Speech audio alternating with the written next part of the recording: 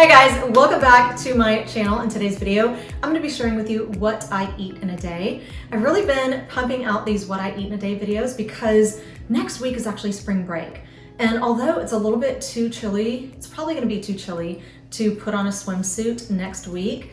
At the beginning of next month, my older sister is coming to town and we are definitely going to be going to the beach. I know that there is a surf contest the weekend that she's going to be here, so we're definitely going to be going to the beach. So I'm trying to get bathing suit ready and I thought that I would just bring you guys along with me. So just like last week, I'm really going to be concentrating on my protein intake, and I typically concentrate on protein every day anyway. I try to keep my protein really high. I try to keep my calories and fat a little lower, and I don't totally concern myself with carbs too much. However, especially not with fruits and vegetables. I will eat as many fruits and vegetables as I want in a day. I really try to stay away from kind of the starchy, bready carbs, like breads, pastas, rice, potatoes, things like that. When I do have a carb, like today you'll see that I'm going to be using a tortilla, I think maybe twice.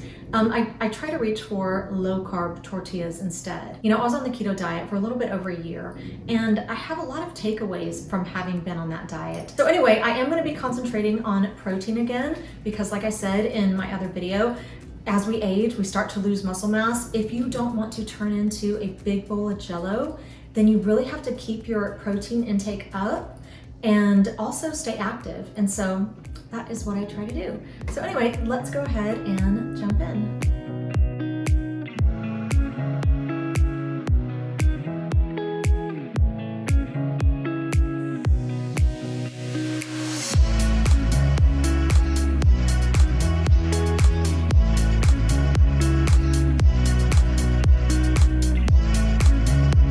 Okay, so this right here is what I'm having for breakfast. I have some protein pancakes here with some of this sugar-free maple syrup on top. And then over here, I have a Honeycrisp apple that I sliced up, and then I put some of this sugar-free honey on top. I just ran out, but I had enough just to drizzle it on top. That's all I like to do, just to make it a little honeyer. I only eat Honeycrisp apples. Those are the best apples ever. I actually sliced it like 10 minutes ago before I even made the pancakes, so it's already starting to brown, but it doesn't matter, it still tastes delicious. So that's what I did over here, just a Honeycrisp apple sliced up with some sugar-free honey on top.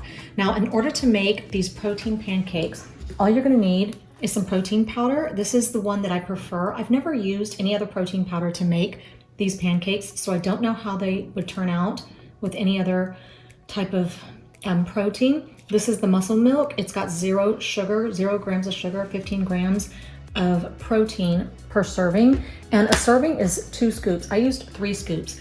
Then I used 4 egg whites. I used about a ½ teaspoon of baking powder. And then I used just a splash of milk. And then I stuck all those ingredients in a little blender, and that's how I made the pancake batter. Now, I did want to say, when you're cooking these pancakes up, they seem like they're really, really fluffy because of the baking powder. Once they sit on the plate for less than a minute, they will flatten out like this because they are primarily made of eggs and protein powder.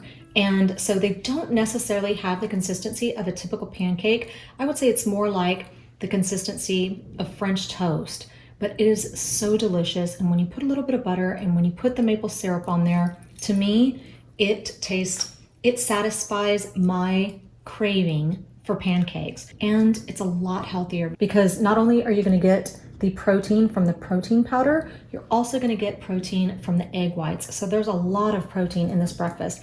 Now this maple syrup right here, it's so good. I wanna say I bought it at Walmart. It's called Maple Grove. It's got 5 calories per serving, and each serving is 2 tablespoons. I would say I probably used 10 tablespoons on these pancakes, and the syrup is so delicious.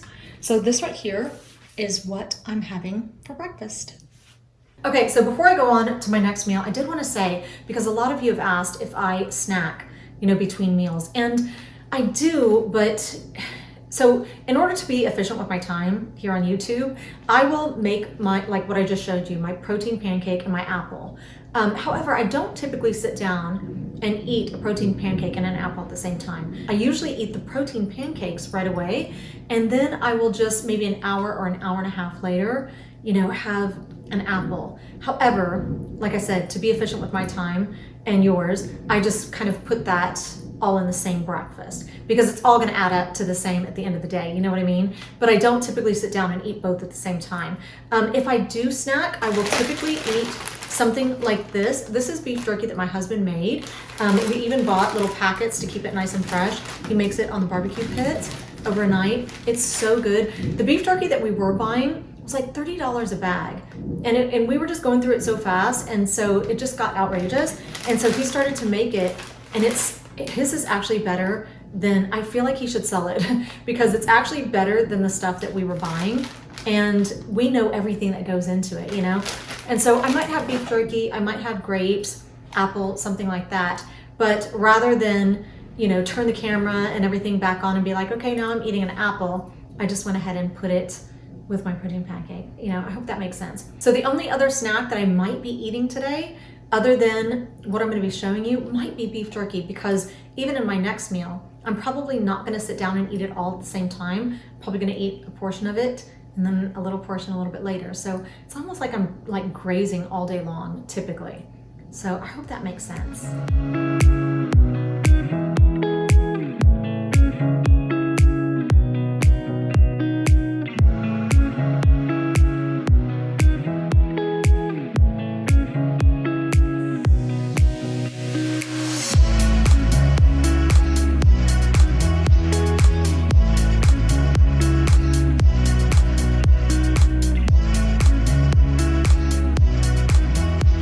Okay, so this right here is what I'm having for lunch.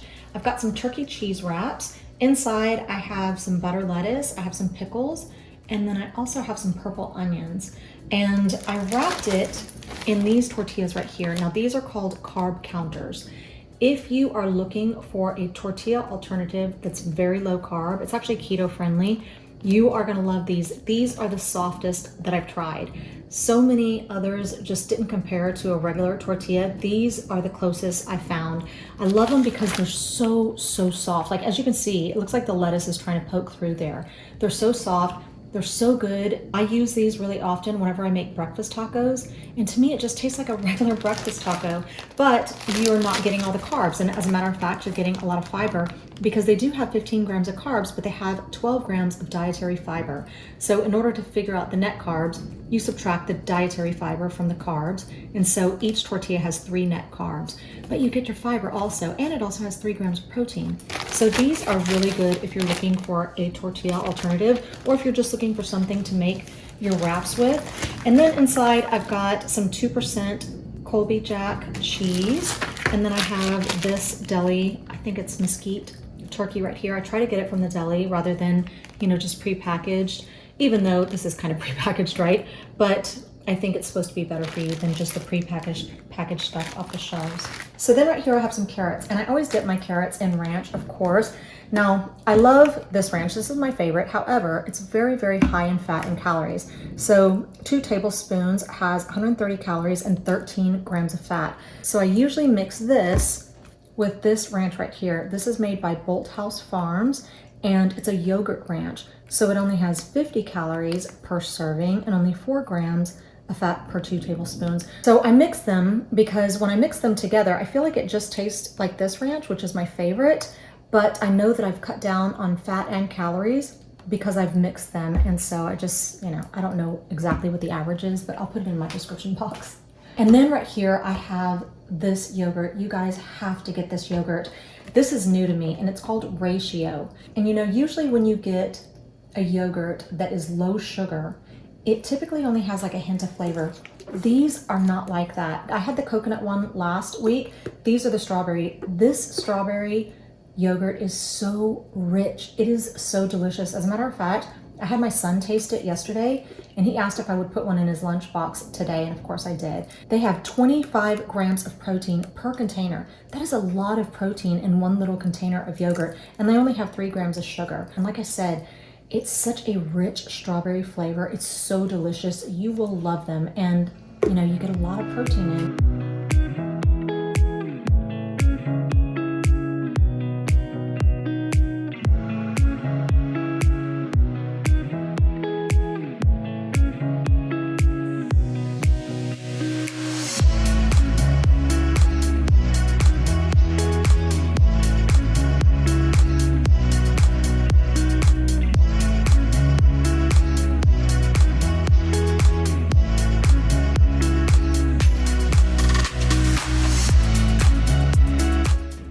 Okay, so this right here is what I'm gonna be having for dinner. It is a giant stuffed burrito. I just went ahead and cut it in half. And I always follow up my dinner with a protein shake. To me, it's just kind of like a little dessert. I just love the flavor of these. This is a banana protein shake. I'm gonna tell you how I make it in just a minute. So inside of this burrito, I have used extra lean ground beef. I used about a half of a container of this cottage cheese. This is made by Good Culture. This is the best cottage cheese ever. I mentioned in my last video that one of the reasons that I love it so much is because it melts just like regular cheese. So when you add it to your ground beef in a pan, it just melts like cheese and it makes your ground beef taste cheesier. And it melts all the way, so you don't see any cottage cheese curds or anything like that. It just melts so nicely. So this is my absolute favorite. It even tastes better. Like I can eat it right out of the container. That is how good it is. So I added about half of a container to my ground beef. And then I also added some pinto beans. Now the tortilla that I use is actually this tortilla right here. The reason I chose this instead of my carb counters is because it's a little bit more firm. And because I'm putting wet ingredients on the inside, I just don't want it to fall apart. And the carb counters are just really, really soft. So this is what I use. This is also a keto style tortilla. It's got 4 net carbs. It's really high in fiber. It only has 110 calories and 0 grams of sugar. And then I also have some butter lettuce in there. I like to put the butter lettuce on the tortilla and then put the beans and meat mixture on top. Because the bean and meat and cottage cheese mixture is kind of wet, I don't want it to ruin my tortilla. So I put the butter lettuce down first and then I lay the beans and the mixture on top and then kind of roll it all together. And then of course I put it back in the pan because I like to sear it and I don't know, I like it to be a little bit crunchy on all sides. And so that is what I've done.